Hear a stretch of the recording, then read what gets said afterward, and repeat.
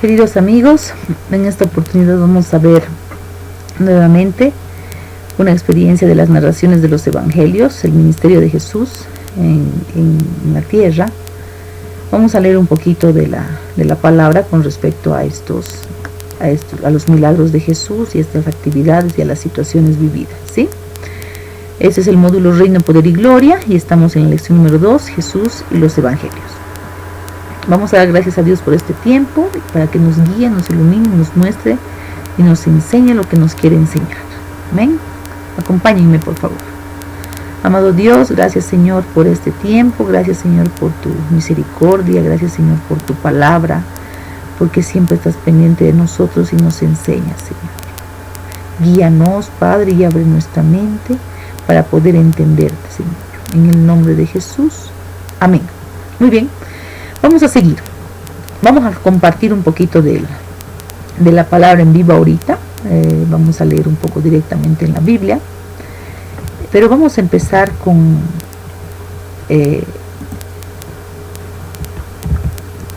este título que indica el valor de contar con 4 narraciones de la vida de Jesús. Si se dan cuenta, el Nuevo Testamento tiene a Mateo, Marcos, Lucas y Juan, ¿sí? Hay una variedad de narraciones, tiene ciertos enfoques, ¿sí? Por ejemplo, Mateo recalca el cumplimiento de la profecía del Antiguo Testamento en la vida de Cristo, ¿sí? O sea, prácticamente es como para enfocado a los judíos, o sea, va aquí para todos los gustos, digamos, ¿no? Va enfocado a los judíos porque ve el cumplimiento de la profecía de los profetas del Antiguo Testamento que habían hablado de la venida de Cristo y de lo que iba a hacer. Marcos, sin embargo, se concentra en el ministerio dinámico y activo de Jesús, que más o menos habla de cómo se ha ido enfocando en el territorio en el que regía Roma, ¿no? Como para el pueblo romano, es como si fuera dirigido a eso, ¿sí? Después vamos a hablar de Lucas. Por ejemplo, Lucas, que era un hombre muy preparado, escribió su narración desde el punto de vista de los gentiles, o sea, de nosotros, ¿no? Que tenía una profunda comprensión de la misión de Jesús en la tierra, que era salvar al mundo, ¿no? Y parte del mundo somos nosotros. Sin embargo, Juan tenía una perspectiva de que Cristo era el verbo o la palabra eterna. El enfoque era muy significativo con respecto a la vida, la historia y la eternidad. Lo que pasa es que muchas personas sin tener que ver con Dios, con Cristo, con algo, tienen un afán, una búsqueda de lo que es el sentido de la vida, la historia de todo el mundo, del porqué de las cosas y la eternidad que va a pasar en el mañana, ¿no?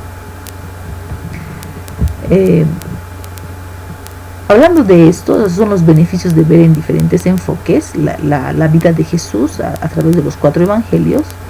También podemos hablar de las características principales de las 4 narraciones.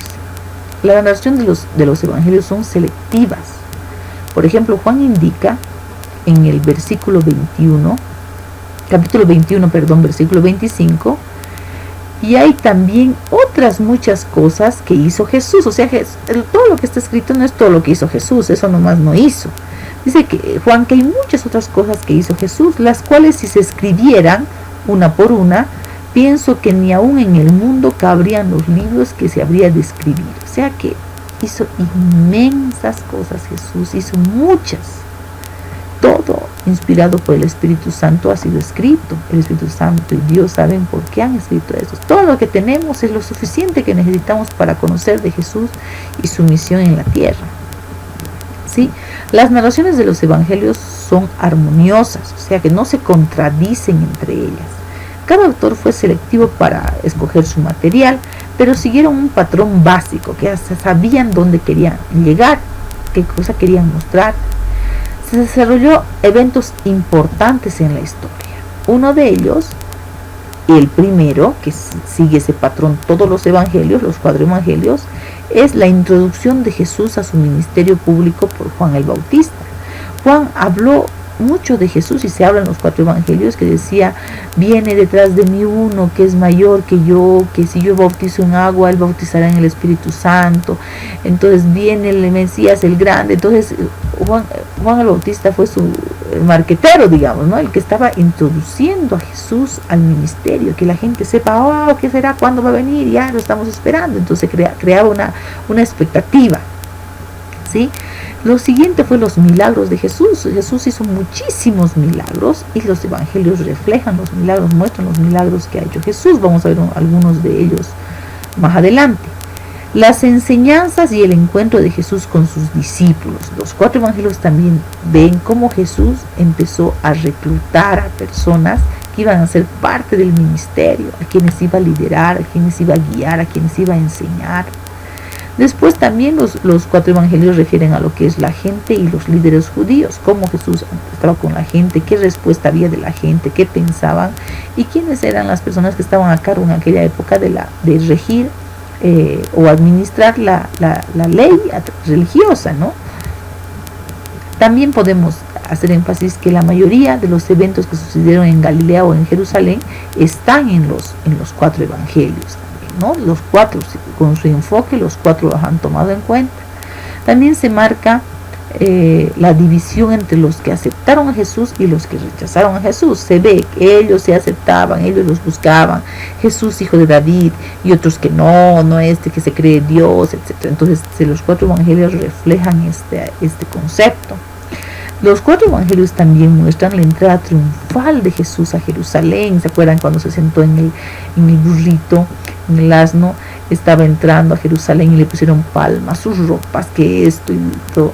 Entonces lo glorificaron a Jesús y reflejan los 4 evangelios. Posteriormente a eso también los 4 reflejan desde su perspectiva el arresto de Jesús, cómo lo tomaron, ¿no? Y lo entregó Judas con un beso, etcétera, y se lo llevaron a Jesús.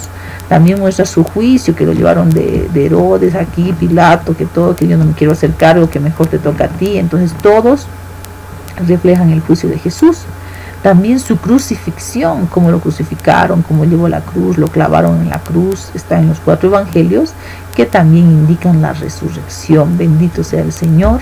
Muestran la resurrección de Jesús, los 4 evangelios. Todas estas narraciones hacen referencia a las profecías que estaban anteriormente en el Antiguo Testamento, ¿sí? Los periodos de la vida de Jesús, ¿sí? A Jesús se los preparó para el ministerio. Reflejo de nuevo esto para que quede claro, lo enumerado de esta manera: el ministerio en Galilea, los tiempos de la seclusión, el ministerio en Judea, el ministerio en Perea, la semana de la pasión, lo que refleja al juicio, etcétera, y la resurrección de los eventos posteriores a la resurrección, que es la ascensión, cuando se apareció a los discípulos, etcétera, ¿sí?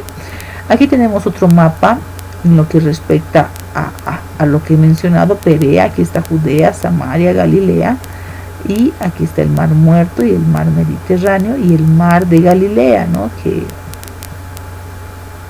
bueno, se parece mucho al lago Titicaca, el nuestro, pero este es el que está cerca de las poblaciones de Capernaum, Nazaret, Magdalena, Tiberias, por donde Jesús andó, Nazaret, donde se crió Jesús, etcétera, ¿sí?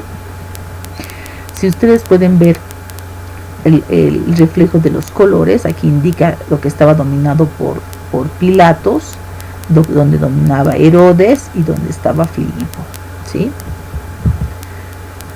La vida secuencial de Jesús, la vida temprana y la natividad de Jesús. Vamos a ver un poco de eso.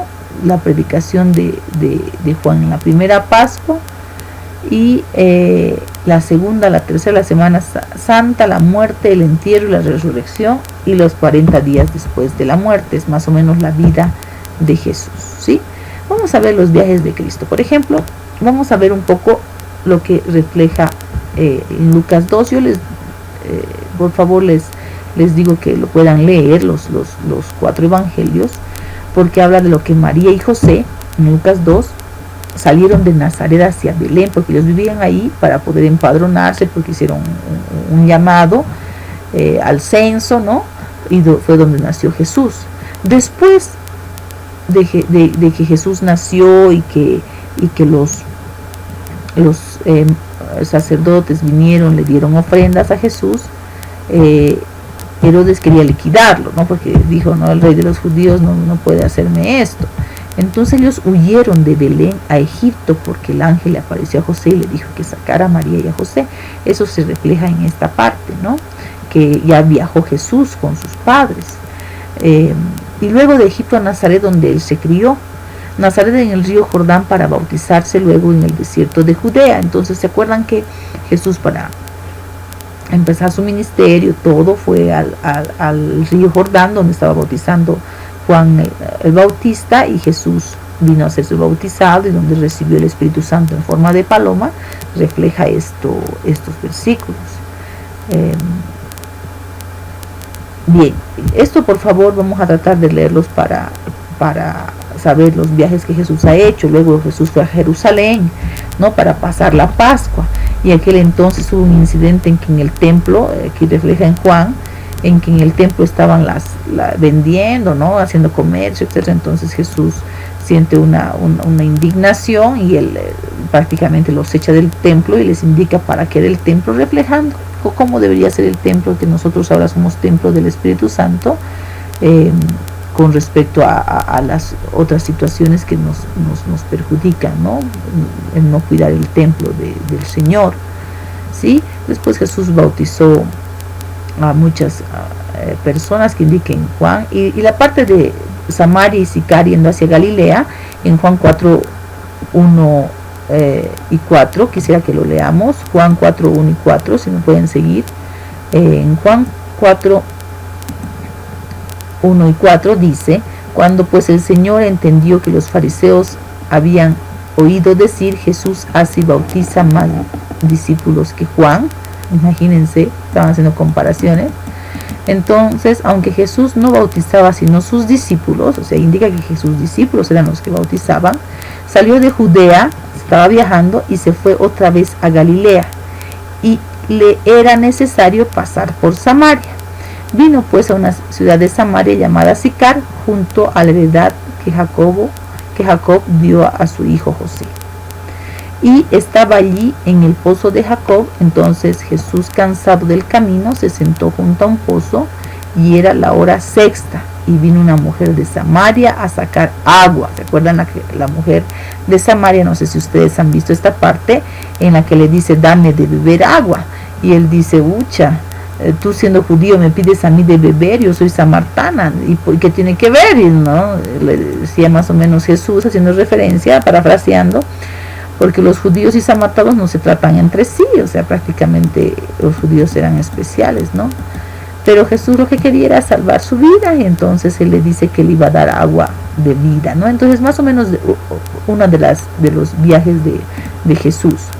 Volviendo, nosotros podemos ver también, si vemos, aquí hay algunos relatos, pero me gustaría que veamos la parte de la muerte de Juan. En realidad vamos a ver Jesús rechazado en Nazaret, que es en Marcos 6, o cuando caminó sobre las aguas, cuando le dijo a Pedro, Pedro, ven, porque Jesús estaba como un fantasma caminando en las aguas, y lo ven sus discípulos y le dicen, ¿quién eres? ¿No? Y lo ven, y Pedro le dice, yo quiero ir contigo, y él le dice, ven, y Pedro dudó y casi se hunde, ¿no?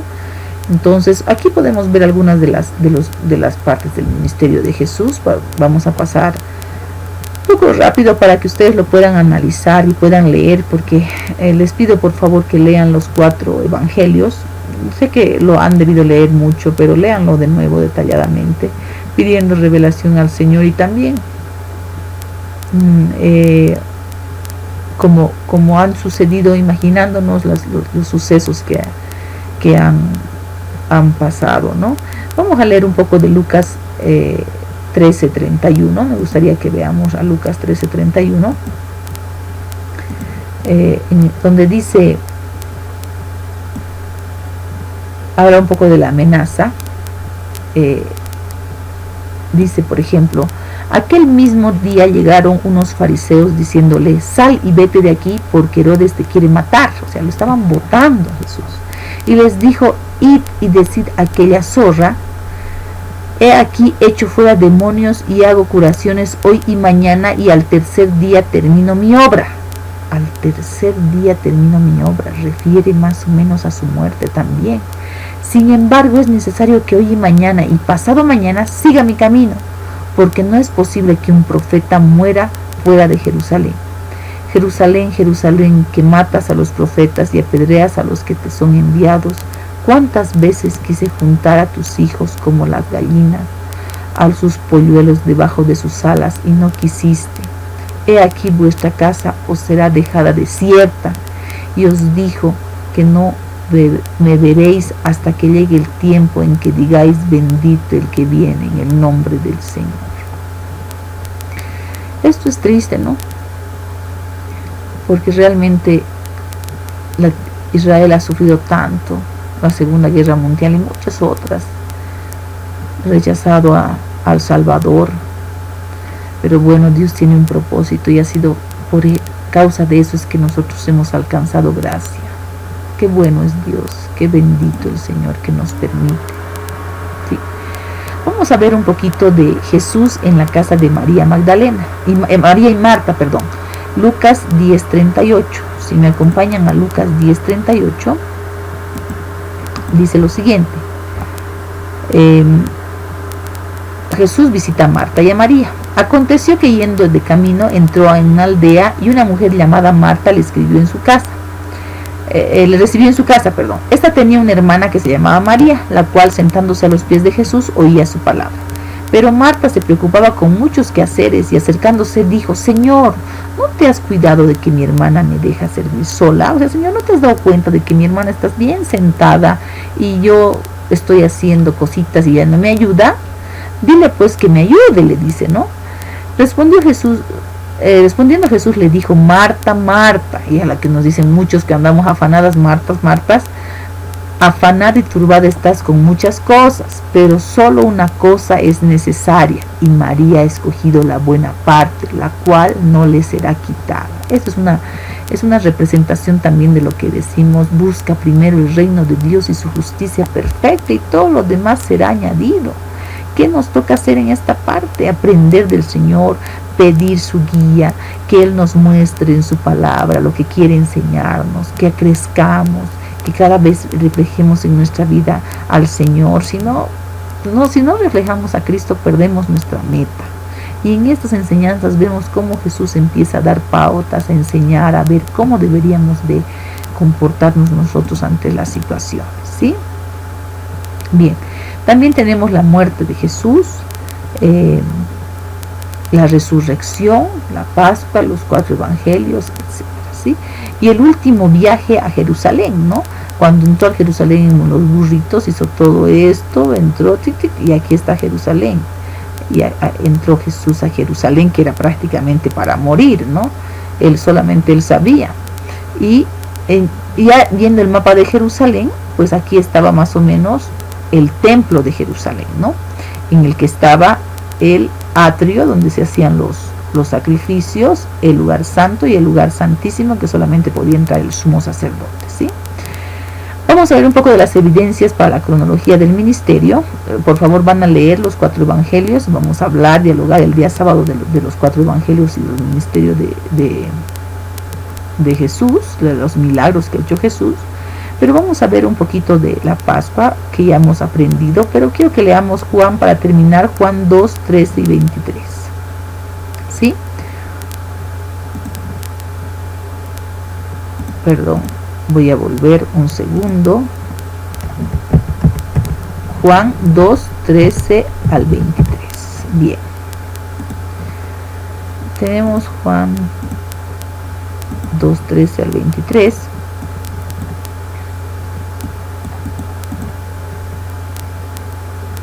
Indica, cuando Jesús purifica el templo, hemos visto esto. Quiero leerlo con ustedes para que ustedes puedan hacer referencia a la situación que había en el templo, y ahora, siendo nosotros templo del Espíritu Santo, debemos de identificar qué cosas deben estar en nosotros que nos edifique y qué cosas hay que desecharlas definitivamente. Juan 2:13 dice, estaba cerca la Pascua, o sea, estaba cerca la fiesta más importante de los judíos, y subió Jesús a Jerusalén, y halló en el templo a los que vendían bueyes, ovejas, palomas. O sea, en el templo era un desastre. Bueyes no son chiquititos, ¿no? Ovejas, palomas. Y los cambistas allí sentados estaban cambiando dinero, haciendo trueques, qué sé yo.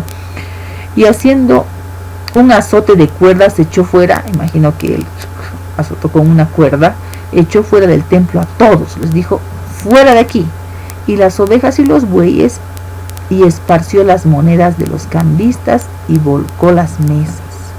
No me imagino mucho a Jesús así, pero es como el Señor viene a limpiar nuestro corazón, ¿no? A sacar todo lo malo y a reinar en él si nosotros le permitimos. Y dijo a los que vendían las palomas, quitad de aquí esto y no hagáis esto en la casa de mi padre, porque esto no es mercado.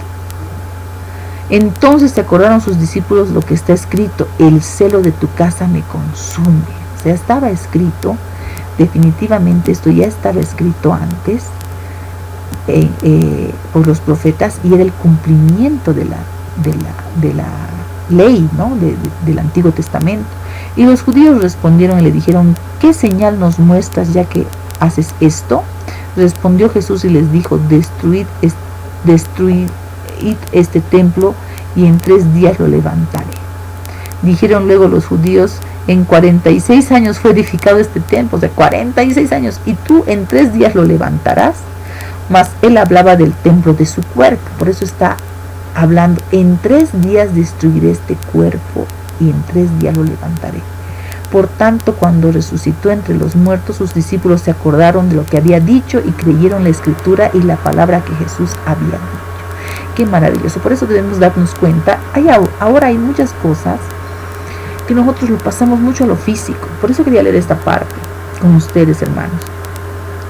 Porque no hay gente que tiene celo de la casa física, que dónde voy a hacer, que por qué eso, que le dedicamos mucho a lo físico, siendo en aquella época en ese templo moraba Dios, porque no estaba en nuestros corazones, ¿no? Era la ley, no teníamos el Espíritu Santo como ahora, él moraba en el arca, etcétera, ¿no? Sin embargo, ahora el templo somos nosotros. Entonces, de que tenemos que tener celo de tu casa me consume, somos nosotros con nuestro cuerpo, y no tanto así la parte física, ¿no? Porque la adoración es en nosotros mismos. Si bien tenemos una congregación, que puede ser una casa, que puede ser un lugar donde nos reunimos, porque dice la Biblia que tenemos de congregarnos, también para que la iglesia se reúna, vive en comunión, ¿no? Pero lo que más debemos cuidar nosotros, pues es nuestro cuerpo, ¿no? Bien, evidencias para la cronología del ministerio, ¿sí? Cuando nosotros vemos, por ejemplo, esta parte que refiere a los vientos, ¿sí? Habla de lo que refería a las tormentas repentinas dentro del mar. ¿Se acuerdan? Por ejemplo, dice Marcos 4:35, 41. Vamos a verlo, por favor, como referencia para pasar esta parte. Marcos 4:35, 41, para que ustedes también lo puedan buscar.